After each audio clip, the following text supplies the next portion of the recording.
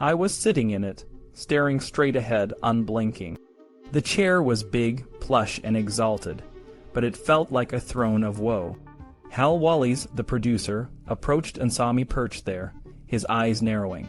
He cleared his throat loudly, a signal for me to scram. The crew and actors were in on the gag, and their snickers were making it hard for me to keep a straight face. As Hal reached his chair, he cleared his throat again, this time even louder and more imperiously. I stayed frozen, still staring straight ahead. Finally, the exasperated producer spoke.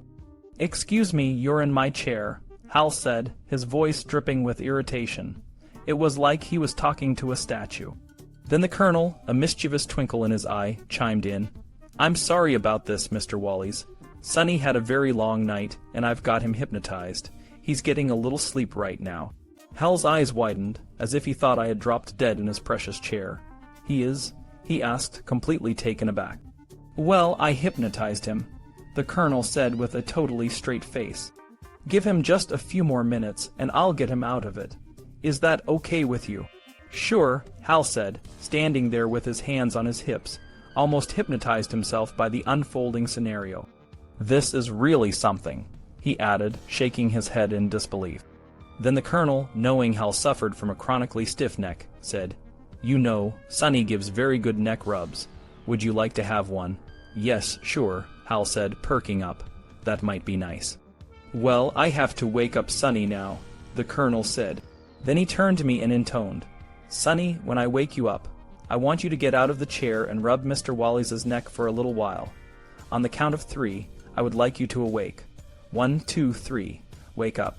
At the snap of his fingers, I sat up straight, looked at Hal, and said, "Hello, Mr. Wallis, how are you today?" As if I was seeing him for the first time. "Well, I'm fine, Sonny," Hal responded, still a bit dazed. "Did you get enough sleep?" "Yes, sir, I feel very rested now," I said, leaping out of the chair. "Would you like your neck rubbed, sir?" Hal plunked down in his chair. As I massaged his neck, he smiled brightly and said to the Colonel, "Boy, he's good. This feels great, Colonel." The Colonel was standing to the side, and I could see the twinkle in his eye and the smile on his face. No one in Hawaii was having as much fun as we were right then. After 2 weeks in Honolulu, the shoot moved to the remote island of Kauai. All the footage there, about the last 20 minutes of the movie, was shot on the grounds of the Coco Palms Resort Hotel. The place was a paradise, with a 2,000-tree coconut grove that felt like the Garden of Eden. I wasn't going to have an acting part in Blue Hawaii, but one day in Kauai, Hal Wallis said he was going to walk in a scene as an extra. He asked if I'd like to join him, and I readily agreed. Ours was the scene where Elvis was driving a carload of women in a tour company station wagon. As Hal and I started walking out the driveway of the Coco Palms, Norman Torog yelled for action. Elvis had no clue I was going to be in the scene, and Hal wondered how I thought he would react when he saw me. "He's probably going to try and run me over," I said with a straight face, knowing how crazy Elvis could be. "Well then, maybe you should walk on the outside of me," Mr. Wallis said without missing a beat. Elvis did look shocked when he saw me, but he curbed his urge to run me down because of Hal Wallis's presence. I was also an extra in the wedding scene, where Elvis and Joan Blackman were floating down the lagoon on a raft. Other than filming my 2 scenes, there wasn't much to do in Kauai because it was so remote. Everything on the island was connected to the hotel, and all the meals were served at set times. If a guest showed up late for a meal, well, that was too bad. There wasn't a convenience store or a fast food joint around.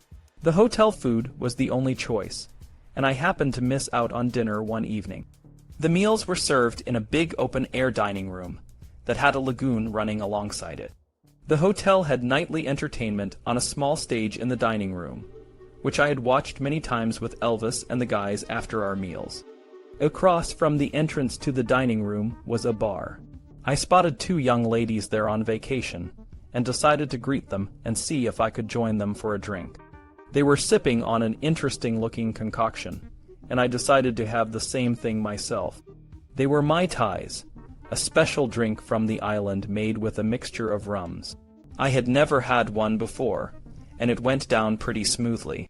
So I drank a few of them fairly quickly, and before I knew it, I was feeling no pain. Drinking on an empty stomach only made the alcohol hit me harder, To put it simply, I was quite drunk. When it came time to bid the ladies adieu, I kindly escorted them to their rooms. They were staying in the back area, so we walked across a little bridge over the lagoon. Failing to convince them to have a nightcap in their room, I headed back to the dining room. As I approached the bridge, I saw an attractive couple singing the Hawaiian wedding song. In the islands, it was common to see people playing ukuleles and singing, so I walked up to the singers, put my arms around their shoulders, and began to sing along with them. I should add that I'm no Elvis Presley. My crooning has been likened to the keening of a walrus with a toothache, and that's when I'm on key. In my inebriated condition, I was totally oblivious to the fact that I was crashing the floor show. All the other shows I had seen in the dining room had been performed inside on the little stage, but never outside. The screams of laughter from the diners made no impression on me, as I kept belting out that lovely tune with my new friends.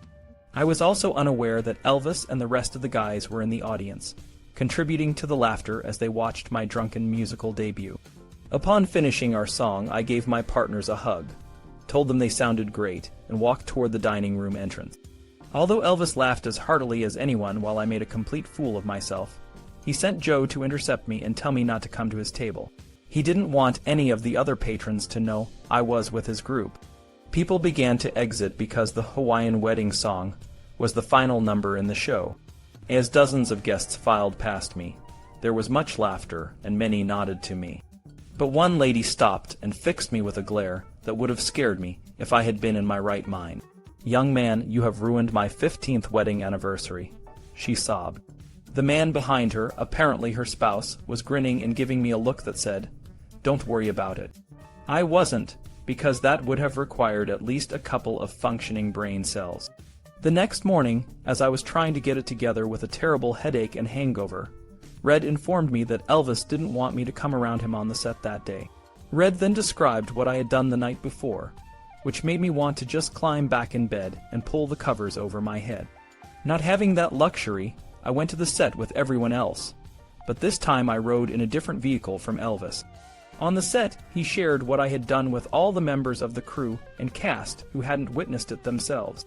In telling it, he'd laugh and seem to enjoy it. But anytime he'd spot me, he would glower and give me the cold shoulder. I thought he was being a little two-faced by laughing about it with everybody else while giving me the fisheye. I finally went up to him and asked him if I could talk to him for a minute. Without even looking at me, he said, "Yeah, go ahead." His manner was cold and detached. I explained to him that when I went to work for him a year earlier, he told me that whatever I did, good or bad, it would reflect on him. I admitted I acted stupid by getting drunk and making a fool of myself. I apologized and told him that he never had to worry about that happening again. In that moment, his whole demeanor changed, and he looked at me for the first time during the conversation. With warmth and compassion, Elvis said, "I know it won't, Sonny, everything's okay." Then he grinned and added, "It was funny as hell, though." I thought everything was fine, but I was still concerned about changes that had taken place in Elvis. My concerns were realized when we reached the mainland again. One night, Elvis had a few people over to the house. Alan Fortas and Gene Smith were there, when Tuesday Weld brought over an attractive friend named Kay. Elvis didn't really drink, but around Tuesday, he imbibed to deal with her. She got silly and was prone to fits of giggles when she drank, which was more often than not. All of us guys were enamored with Tuesday, especially Alan. He had a huge crush on her, and was like putty around her. Elvis was drinking pretty good that night, and knowing that he was hooked up with Tuesday, I turned my attention to her friend Kay, a slender, pretty brunette who was a nurse. She and I were sitting at the bar, having a conversation, when Elvis suddenly inserted himself between us. He looked at Kay and said, "Damn, you're pretty," and gave her a little kiss on the cheek. As suddenly as he had appeared, Elvis disappeared into his bedroom, located just off the den we were all sitting in. "What was that all about?" asked Kay. I grinned and said, "All he did was state a fact, but he left out the word very." She smiled and thanked me. Not a bad recovery on my part, I thought. I didn't realize it at the time, but the game was pretty much over for me at that point. Kay and I were finished before we even got started. Whenever Elvis Presley wanted something, Whether a car, a gun, a badge, a house, or a woman, he got it. Tuesday Weld, one of the most beautiful and sexy stars of the day, was his date for the evening, but Elvis had decided that he wanted Kay too. A few minutes later, Elvis came back and interrupted our conversation once more to plant a big kiss on Kay. This time he kissed her passionately on her mouth, and she responded in kind. Game over. I slid off my bar stool and walked over to where Alan and Tuesday were sitting at a table. Tuesday was giggling as she watched Elvis and Kay, who was now eagerly responding to his kiss. Alan had that big grin on his face that was so funny to me, and he said in an admiring tone, "Smooth as silk, isn't he?" I smiled ruefully and said, "Yeah, he shot me right out of the saddle." Then I went over to the couch where Jean was and sat down next to him. Jean said, "Burnt." That was shorthand we used for shot down in flames. I chuckled in agreement, and then I leaned over so no one else would hear me and said, "Jean, if you had your choice between Tuesday and that girl, which one would you choose?" His immediate answer was no surprise. "Tuesday, man." "Me too," I replied, "don't get me wrong." Kay was a very pretty girl, but Tuesday's beauty was so overpowering she could make your knees knock. Elvis saw Jean and me with our heads together, and had a fit of paranoia. "What did you say about me, Sonny?" he said loudly from across the room. It signaled to me that he was looking for some sort of reaction from me regarding Kay. At first, I thought he might be joking, but then I realized he was dead serious. "Nothing really, Elvis," I said. "I just asked Jean a question, but it wasn't about you." This didn't satisfy him at all, and his voice rising, Elvis said, "Damn it, Sonny, you said something about me and I want to know what it was." I was stupefied and didn't know what to say or how to react. I certainly didn't want to confess that I was talking about which girl we'd rather be with, so I just repeated that it wasn't about him. Then something surreal happened. Elvis grabbed a soda bottle and came toward me with bad intentions. Now you have to remember that Elvis was drinking, and that he didn't hold his liquor well. "Tell me or I'll break your damn head open with this bottle," he said from between clenched teeth. I'd seen Elvis angry before, very angry, but nothing like this. I stood up quickly, my anger rising as well. "You're not going to hit me with no bottle," I said evenly. Then the anger boiled out of me, and I let him have it. "Man, you have changed. You are like a Gestapo officer. I don't want to be around you anymore. I quit." We had both crossed the line, Elvis by threatening bodily harm to me, and me by standing up to him and embarrassing him in front of the ladies. Elvis stepped right in front of me to block my path and said, "You can't quit. You're fired. There was no going back." "Call it anything you want, Elvis," I replied, "but I'm outta here." No one ever dared talk that way to Elvis before, especially with an audience. Without warning, Elvis unleashed a sucker punch that caught me squarely on the jaw. The blow turned my head, but I turned back and looked at Elvis right in the eyes. The punch didn't hurt me all that much, but the emotional pain I felt was overwhelming. Tears welled up in my eyes. Elvis Presley was like an older brother who looked out for me, gave me a better life, and even literally gave me the clothes off his back. But he was also capable of flashes of rage, and prone to heaping abuse and humiliation on anyone who crossed him. "I never thought you could do that to me," I said quietly, tears welling up in my eyes. It was the only time in my life I never returned a punch. It never even crossed my mind to defend myself against Elvis. I turned away and immediately went to my room to pack, with Tuesday and Alan at my heels. "I'm so sorry, Sonny," Tuesday said, tears streaming down her face. "If I hadn't brought Kay over, this would have never happened." "Tuesday, this has nothing to do with you or Kay," I said firmly. "Elvis hasn't been himself for a while now, and I just called him out on his behavior. I'm just tired of it all." As I hastily placed clothes in my suitcase, I felt a mix of anger, sadness, and a profound sense of loss. The last year had been a roller coaster, and I was about to step off. The room felt like a prison, and I was desperate to get out. I zipped up my suitcase and looked at Tuesday and Alan, who were still standing there, unsure of what to say next. Elvis stood in the doorway, his eyes scanning the room. He asked the others to leave, and once they were gone, he turned to Jean. "What did Sonny say when he left?" Elvis asked, his voice a mix of curiosity and concern. Jean hesitated but eventually repeated Sonny's words. Elvis's face darken. He realized he had messed up, but his pride wouldn't let him apologize. Instead, he often showed his remorse through gifts or grand gestures, never a simple "I'm sorry." Elvis asked Sonny what was going on, and Sonny told him again that he had changed. He mentioned Elvis's drinking and how it affected him. Elvis's defenses went up, but he tried to stay calm. He admitted he was under a lot of pressure, but Sonny stood firm, saying that no matter what, Elvis was wrong to even think about hitting him. There was no apology, just a tense silence. Elvis then asked where Sonny was going. Sonny replied he was going to stay with a friend until he figured things out. Elvis asked if Sonny had any money. Sonny said he was okay, though he knew he would need more. Sensing this, Elvis had one of his guys write a check for $200. Sonny took it, folded it, and put it in his pocket. "Thanks, Elvis," he said, avoiding eye contact. "Can one of the guys take you somewhere?" Elvis asked, showing a bit of concern. Sonny said he had already called a cab. He asked if he could come back for his clothes, and Elvis agreed. They said nothing more, and when the cab pulled away, Sonny could see Elvis's silhouette in the doorway. Despite feeling wronged, Sonny couldn't help but feel sorry for Elvis. There was something deeply sad and lonely about him, a man who, despite his fame and wealth, was so insecure. The next day, Sonny called a couple he had met in Hawaii who owned a bar in Phoenix. They had offered him a job if he ever needed one, and he took them up on it. They were true to their word, and Sonny started working at the bar, with the possibility of managing it one day.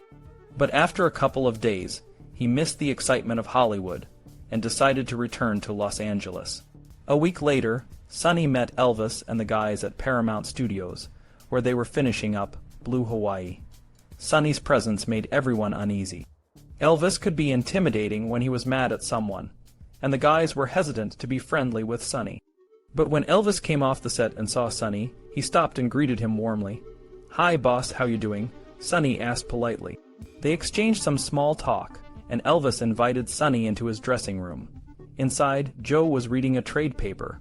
He looked shocked when Sonny entered.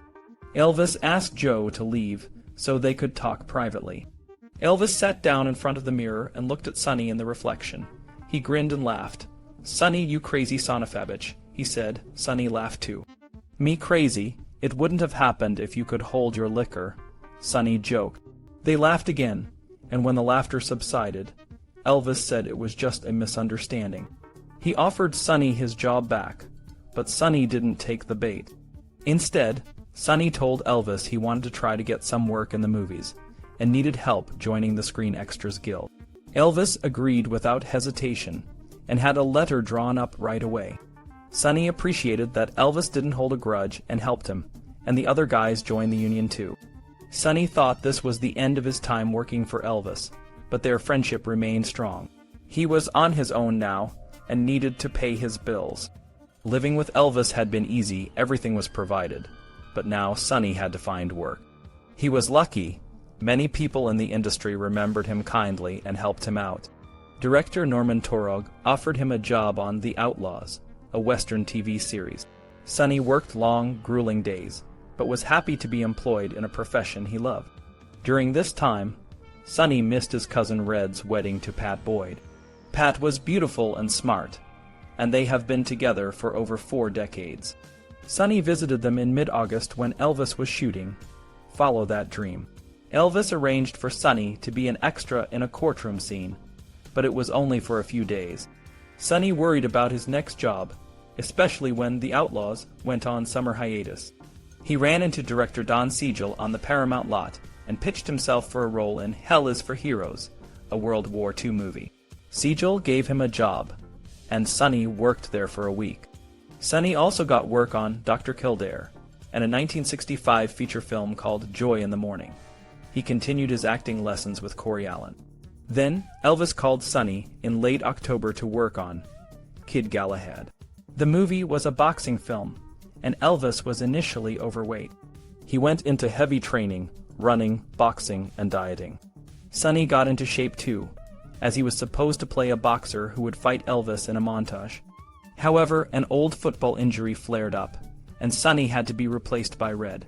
While Sonny didn't get to show his boxing skills on camera, he still played a part in the film. Director Phil Carlson, who replaced Michael Curtiz, felt insecure about the project. One day, Colonel Parker hypnotized Sonny and ordered him to dress down Carlson in front of the crew. Sonny, thinking he was just an extra, did as he was told. The crew was shocked, but Sonny's performance, though not on camera, was Oscar-worthy in its own right. Carlson, the director, was totally caught off guard when I started yelling at him in front of everyone. Everyone was shocked, and Carlson was fuming. He screamed for Dave Salvin to remove me, but Dave, who was in on the prank, didn't budge. Just when Carlson was about to lose it, Colonel Parker, with his infectious laugh, stepped in. He pretended to snap me out of a hypnotic trance, and I suddenly acted normal again. "Sorry about that, Phil, but Sonny was under hypnosis," the colonel explained, looking a bit sheepish. He couldn't help himself. Carlson looked at me, clearly unsure if he should believe it. I played along, saying, "Yes, sir, it's true." Carlson seemed impressed by the whole thing. Later, when the colonel let him in on the joke, Carlson was actually amused. He even bought me a drink, and we laughed about it. From then on, we got along great, and he even cast me in another movie, The Wrecking Crew, with Dean Martin. But he made me promise not to pull any more pranks. On the set of Kid Galahad, Elvis had a tense moment with Charles Bronson, who played his boxing coach. Elvis loved showing off his karate moves, but Bronson never clapped or showed much enthusiasm. This really bugged Elvis, who thought Bronson was just being a jerk. But Bronson was a pro, and never said anything bad about Elvis. On screen, they looked like they had great chemistry. Elvis got along better with Joan Blackman, who played his love interest. Even though they weren't dating anymore, they worked well together. Off-screen, Elvis was dating Connie Stevens. Connie was a big star, known for her short blonde hair and bubbly personality. When Elvis first met her, he showed up at her house in a Rolls-Royce and won over her dad with his charm. But Connie wasn't used to Elvis's level of fame. She didn't like having a bunch of guys tag along on dates, and wanted it to be just the two of them. Elvis's next crush was Elizabeth Montgomery, who was married to Gig Young. Elvis was really drawn to her beauty, and would barely take his eyes off her. One night, he even joked about trading his Rolls-Royce for her. Gig, who was a bit of a drunk, didn't take it well. He and Elizabeth had a rocky marriage, and Elvis often had to step in when Gig got abusive. Eventually, Elizabeth left Gig, and their relationship ended tragically. Elvis's inner circle, the Memphis Mafia, grew when Marty Lacker joined. Marty and Elvis went to high school together, but didn't really hang out until later. Marty had been working in radio but quit, and Elvis offered him a job. Marty was hesitant at first, but after a night to think about it, he joined. Elvis gave him the nickname Moon, after the song Moon River. Another member of the Memphis Mafia was Ray Sitton, known as Chief. Chief was a big guy, and Elvis often called him that just because, but Chief had some issues. He was socially awkward, drank a lot, and sometimes made women uncomfortable. He was also a bad driver, and crashed one of Elvis's cars while drunk. After that, Elvis banned him from driving his vehicles. Chief's behavior continued, and he eventually got into trouble with the police, leading to his departure from the group. During Kid Galahad, my friendship with Elvis hit a rough patch. I had arranged for a girl named Linda Rogers to visit me on set, but Elvis saw her and invited her to his place in Palm Springs. I found out later that they had a brief relationship. I was upset because I had been seeing her, and it felt like a betrayal. Elvis noticed I was avoiding him and sent Marty to check on me. I told Marty it was okay, and Elvis later apologized, saying he didn't know I was dating her. We made up, and I was back in his circle.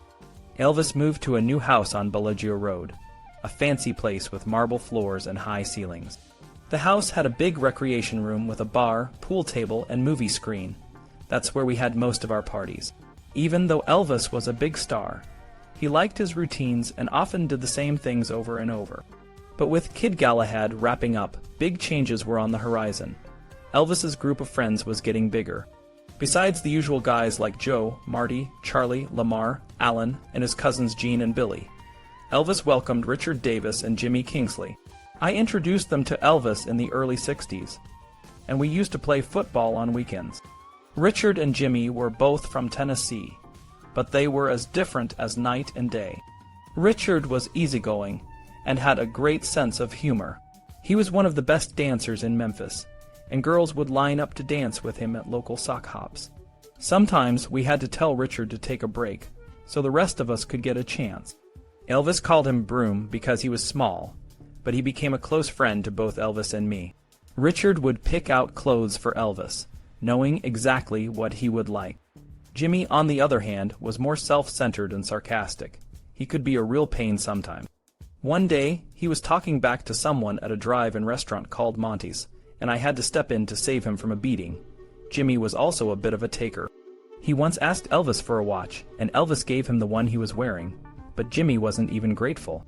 He leaned on Elvis to get him into the Screen Extras Guild, but he always complained and even said bad things about Elvis behind his back.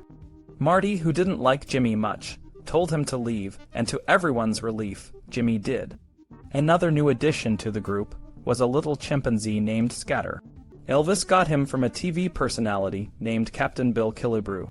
Scatter and his brother, Chatter, were regulars on Captain Bill's kids show. Elvis had Lamar, Marty, and Alan drive Scatter from Memphis to Los Angeles in a Chrysler station wagon.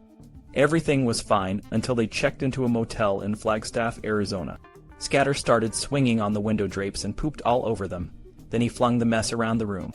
The guys locked him in and went to eat, but a maid tried to clean the room. Scatter jumped on her back, and the guys had to rescue her. Scatter then climbed up to the roof, acting like a mini King Kong.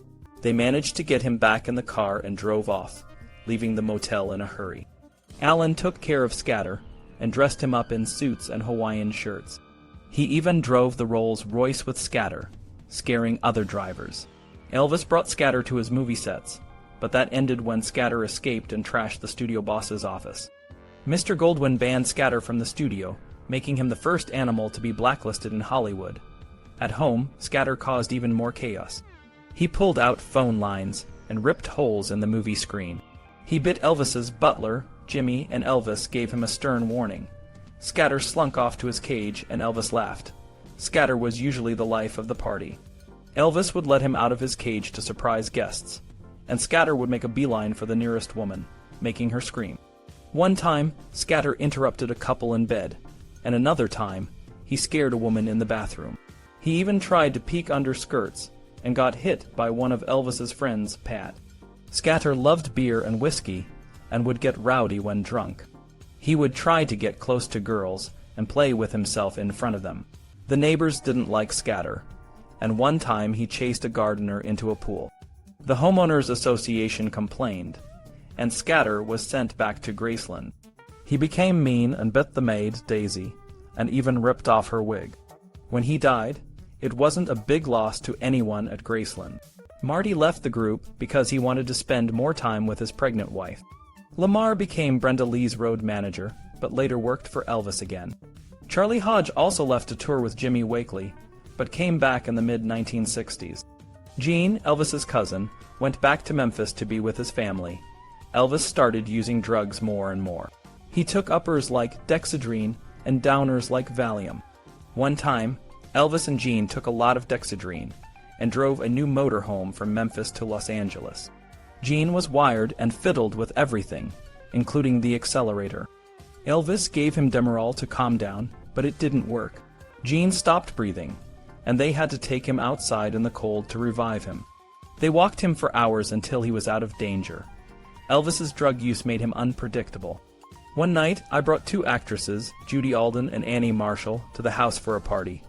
Elvis was playing pool and ignored them. When Judy asked me to move my car so she could leave, Elvis got angry and threw his pool cue at her, hitting her in the chest. She was hurt and cried, and I realized Elvis was under the influence of drugs. It was a scary moment, and it showed how much the drugs were changing him. Elvis was under a lot of stress, and it was clear that the incident with Judy had shaken him up. I walked Judy outside, apologized, and tried to explain Elvis's behavior. She asked why Elvis would do such a thing, and I told her he was going through a tough time. She was firm in saying that he was in the wrong and left with Annie, never to date me again. It was a tough moment, and looking back, I wish we could have done more to support Judy. Elvis's movies kept him busy and helped him stay focused. He took his roles seriously and worked hard to keep his life on track. However, the fame and fortune sometimes made it hard for him to stay grounded. Everything he wanted was within reach: houses, cars, women, and luxury. It was all too easy for him to indulge himself, and over time, this became a problem. One of the biggest changes in Elvis's life came when he met Priscilla Ann Beaulieu. They had been writing to each other for 2 years, and Priscilla's natural beauty was something he showed off proudly. But there was a big issue. When they met, Priscilla was only 14, and Elvis was 24. This was a dangerous situation, and it reminded people of what happened to Jerry Lee Lewis, whose career was ruined after he married his 13-year-old cousin. Colonel Parker, Elvis's manager, tried to keep Elvis from getting married to Anita Wood, who was still in the picture. But things changed when Anita found letters from Priscilla. Colonel Parker was shocked when he learned that Elvis wanted to bring Priscilla, now 16, from Germany to the United States. He had to negotiate with Priscilla's father, Captain Paul Beaulieu, to make it happen. Captain Beaulieu was cautious, but Elvis's charm and promises won him over. He even took a leave from his military duties to accompany Priscilla to Los Angeles. Once in the U.S., Priscilla and her father stayed at a hotel in Bel Air. Elvis made sure they were treated like royalty, taking them on tours of Los Angeles and promising to give Priscilla the best education. He also told Captain Beaulieu that he wanted to marry Priscilla, but only when she was old enough. Priscilla soon became a permanent part of Elvis's life, but living with a famous rock star was not easy. The Memphis Mafia, Elvis's group of friends, were always around, and Priscilla rarely had privacy. When Elvis wanted alone time with her, he would tell us to leave. But the guys were a big part of his life, and he needed them around. Priscilla, on the other hand, wanted more private time with Elvis, and this created tension. Elvis also had a specific idea of what he wanted in a woman. Priscilla, like many of the other women he was attracted to, was petite and had a soft, delicate appearance. Elvis took it upon himself to mold Priscilla into his ideal woman, changing her hair, makeup, and style of dress. He transformed her from a shy, sweet girl into a vixen with a beehive hairstyle and heavy makeup. Elvis was very possessive of Priscilla and didn't want her interacting with other men. One night, Jerry Schilling, one of Elvis's friends, had a friendly conversation with Priscilla in the kitchen. When Elvis found out, he was furious and threatened Jerry's job. He made it clear that Priscilla was not to enter any room where other men were present unless Elvis was there too. Priscilla's life was closely monitored. She attended an all-girls Catholic school in Memphis and was not allowed to have friends over to the house. She spent most of her time with Elvis's family and the wives of his friends. Despite the restrictions, Priscilla developed a love for shopping and spending Elvis's money, much to Vernon's frustration. Elvis and Priscilla's relationship was a closely guarded secret. When a reporter almost exposed them, Elvis used his charm to deflect the situation. He told the reporter that Priscilla was the daughter of a friend and was staying with his parents to finish high school. The reporter believed him, and the story never made the news. This was a different time, when the media was more respectful of celebrities' privacy. Even with Priscilla living at Graceland, Elvis's life was still filled with the lure of fame and women. He didn't want to settle down, and he continued to enjoy his bachelor lifestyle. Priscilla hoped that marriage would change him, but it didn't. Elvis was who he was, and he never stopped being the king of rock and roll. Priscilla's life changed a lot over the years. She grew from a shy, sweet girl into a confident woman, but the challenges of living with Elvis and the Memphis Mafia were always present. Despite the ups and downs, their relationship was a significant part of Elvis's life, and it shaped the woman Priscilla became. Elvis and Ann-Margret met on the set of Viva Las Vegas in early 1963.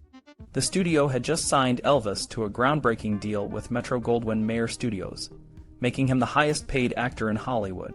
For his first film under this new agreement, Elvis would star alongside Ann-Margret, a rising star known for her electrifying performance in Bye Bye Birdie.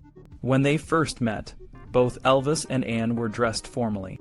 Elvis wore a suit and tie, and Ann had on a double-buttoned white turtleneck with her hair neatly pinned up. They looked at each other and said, "I've heard a lot about you." The chemistry was instant. A few days later, they sang 2 duets for the movie and its soundtrack, "The Lady Loves Me" and "You're the Boss." Despite their 6-year age difference and different backgrounds, they shared a lot in common. Both grew up in humble families and were shy around strangers, but they turned into wild, sensual performers on stage. Ann later wrote in her memoir that they were soul mates, shy on the outside, but unbridled within. The electricity between them was so strong that it felt like it could light up the entire Las Vegas Strip. This was a high-voltage love affair from the start, even though Elvis had Priscilla back at Graceland, and Ann was dating Burt Sugarman in Los Angeles. Viva Las Vegas became the most enjoyable and fun film experience of Elvis's career. He was in great spirits, because he was falling in love with someone who seemed to match him in every way. Ann was not only beautiful and talented, but also a wonderful person. Everyone on the set adored her. Ann fit right in with Elvis and the guys. She was playful, funny, and smart. When she was around, everyone had a good time. Sometimes Elvis would say, "It's about that time, guys," and we'd leave to give them some privacy. They had all the time alone they wanted. One time, Alan asked Ann in front of Elvis if she would run around the block 4 times and lend him her pants. After a moment of silence, Ann and Elvis burst out laughing. Alan's quirky humor made everyone feel at ease. If anyone else had said something like that, Elvis might have been upset. But Alan was like a big teddy bear and everyone loved him. We called Ann Rusty, which was her character's name in the film, and also a nod to her wild, fiery red hair. Elvis had his own nicknames for her, like Scooby and Bunny, but I'm not sure why he chose those. Elvis and Ann's relationship was intense and passionate. They were both at the top of their game, and their chemistry on and off the screen made Viva Las Vegas a memorable experience for everyone involved. For Elvis, it was a thrilling time, but it also meant that Priscilla was left behind, waiting for him at Graceland. Despite the challenges, Elvis's love for Ann was undeniable, and it brought out the best in him. Ann was confident and easygoing, never bothered by the attention Elvis got. She even seemed to enjoy being around a lot of guys. Not that Elvis liked having us around much, especially not all of a sudden. In Vegas, we stayed on the entire 28th floor of the Sahara Hotel. Elvis was in the presidential suite, which the hotel owner, Milton Prell, gave to him for free. Ann's room was a few floors below.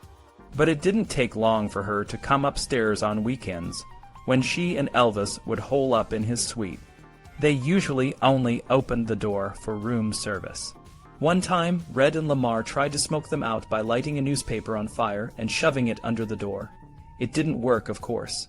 When they finally came up for air, Elvis and Ann would go on motorcycle rides. Ann was a great rider. One of the few times they went out in public was to see Clara Ward perform at the New Frontier Hotel. The owner, who was from Memphis, had been trying to get Elvis to come. They were seated right before the show, but the waitress didn't recognize Ann and asked for ID before serving her a drink. Elvis was so upset that he got up and walked out. The owner came over to see what was wrong, and Elvis exploded. "Listen to me. If I ever come back to this hotel, tell the waitress never to ask anyone I'm with for any damn ID." The relationship between Elvis and Ann hit a rough patch when filming for Viva Las Vegas moved to a soundstage in Los Angeles. Elvis noticed that the director, George Sidney, was spending a lot of time on Ann's scenes. He thought Sidney was infatuated with her, which wasn't far from the truth. When Elvis saw the daily footage, he noticed Ann getting a lot of close-ups while he was barely in the picture. He called Colonel Parker to intervene. The colonel went to the producer, Jack Cummings, and said, "Ann-Margret may be a big star, but Elvis pays the freight." The close-ups were then divided equally between Elvis and Ann, and some of Ann's scenes were cut. Despite these issues, their personal relationship remained strong. Elvis even tried to get Colonel Parker to manage Ann's career. Ann was unhappy with her current manager and needed someone new. Elvis went to the colonel's place and told him Ann was outside crying. He said if the colonel didn't help her, he'd go back to Memphis. The colonel knew Elvis was serious and couldn't afford to lose him. He cleverly told Elvis that if he managed Ann, he'd have to spend half his time on her. Elvis thought about it and said, "Forget it, Colonel. Just tell her you're too busy with me." The good times continued for Elvis and Ann. One day, Elvis picked her up at MGM, and they went for a motorcycle ride. They ran out of gas and had to barter their autographs for a tank of gas. The next day, Elvis sent Joe to the gas station to pay the owner in full. The gossip columns started talking about their relationship, predicting a marriage. This upset Priscilla, who called Elvis to ask about it. Elvis told her it was all just publicity, and that they were just friends. When the movie wrapped, Elvis went back to Memphis, and Ann called him regularly. When he signed for Kissing Cousins in Los Angeles, Priscilla asked to go with him, and surprisingly he agreed. Then a UPI News story from London quoted Ann as saying she was in love with Elvis and that they were engaged. Elvis told Priscilla the truth about their brief affair, and on Colonel Parker's advice sent her back to Graceland. Elvis and Ann's relationship ended suddenly.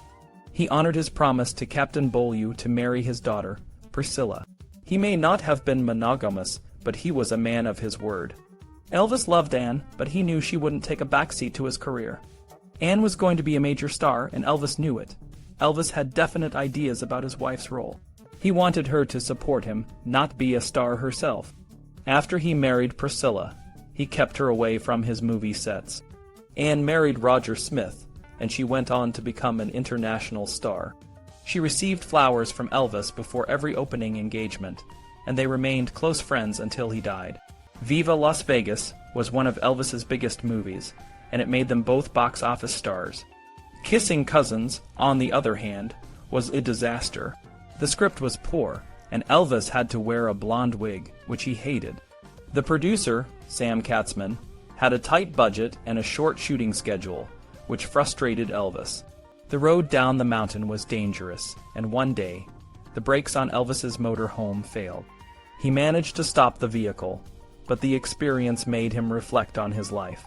Elvis's spiritual journey began when his mother, Gladys, introduced him to the Pentecostal church. He loved gospel music and often visited Black Baptist churches to hear the best music in the South. His mother's influence stayed with him even after she died. By 1964, Elvis was questioning his purpose in life. He wondered why he had achieved so much success at a young age. The country was mourning JFK's death, dealing with the civil rights movement, and living under the threat of nuclear war. These events made Elvis think deeply about his role in the world. The beat of the music changed forever when the Beatles hit American shores, riding a wave of popularity that hadn't been seen since Elvis Presley himself. It was the start of the British invasion, a time when young people embraced a counterculture fueled by folk and rock music, new fashion, and a growing distrust of the government. Elvis, who had been the king of rock and roll, found himself part of the old guard that the youth were rebelling against. Despite his declining chart presence, Elvis still had a few hits. In January 1964, he recorded Chuck Berry's Memphis, a song he believed would be a chart topper. He played an acetate of the song for his new friend Johnny Rivers, a rising star in the music industry. Johnny loved it so much that he asked to hear it over and over again. Elvis, happy that someone enjoyed his music, happily obliged. However, when Elvis's Memphis was set to be released in May, he turned on the radio one day and heard the song. But it wasn't his version. It was Johnny Rivers's. The song was a huge hit, reaching number 2 on the charts. Elvis, despite his initial shock, decided to let Johnny have his moment. "If it means that much to him, let the little Sonafabich have his hit record," Elvis said. "He needs it more than I do." But he also asked Johnny not to come around anymore. When Johnny did show up, Elvis's friends, Marty and Alan, angrily confronted him, and he didn't return for many years. Elvis's movie career also faced challenges. His next film, Roustabout, was another lightweight story about a drifter working in a carnival. The filming was fraught with issues, including a serious accident where Elvis was kicked in the head by a stuntman, requiring 9 stitches. Elvis and the director, John Rich, clashed, with Rich making Elvis shoot take after take, even when Elvis had a high fever. Despite the tension, Elvis admired Barbara Stanwyck, who played the carnival owner. Stanwyck, a seasoned actress, was respectful and professional, and Elvis respected her deeply. However, early in the filming, a misunderstanding led Elvis to believe Stanwyck had complained about his tardiness. Elvis, being the star he was, said, "I don't give a damn if the big star Barbara Stanwyck is waiting for me. I'll get here when I'm good and ready." Stanwyck, the ultimate professional, remained silent. One of the most memorable moments during the filming was when the cast and crew met Jim Brown, the legendary running back of the Cleveland Browns. Brown, who was making his film debut, demonstrated some of his football techniques, impressing everyone with his skill and grace. The worst part of the roustabout experience, however, was an accident off the set. Richard Davis, one of Elvis's friends, was driving Elvis's car to retrieve some of his wardrobe when he hit and killed a gardener. The car was registered under Elvis's name, leading to legal complications. This incident deeply affected Richard, who later developed a drinking problem, and it left lasting emotional scars on both him and Elvis. Elvis's emotional state took a hit when Hal Wallis, the producer of his films, told a reporter that Elvis's movies were financing more artistic films. The comment made Elvis feel that his work was being dismissed as lightweight, and he fell into a deep depression. His unhappiness with his career led him on a spiritual journey, where he explored various beliefs and philosophies. One person who influenced Elvis during this time was Larry Geller, a young hairdresser with a deep interest in spirituality. Larry introduced Elvis to a wide range of religious and metaphysical ideas, from yoga to transcendental meditation. While Elvis was fascinated by these new concepts, his friends were skeptical of Larry's influence. They felt Larry was condescending, and believed he was trying to manipulate Elvis. Despite the challenges, Elvis continued to explore his faith and read extensively about different spiritual practices. His journey was a reflection of his search for meaning and purpose in a world that was changing rapidly around him. Elvis, the king of rock and roll, was no longer just a musical icon. He was a man on a quest to find his place in a world that was becoming increasingly complex.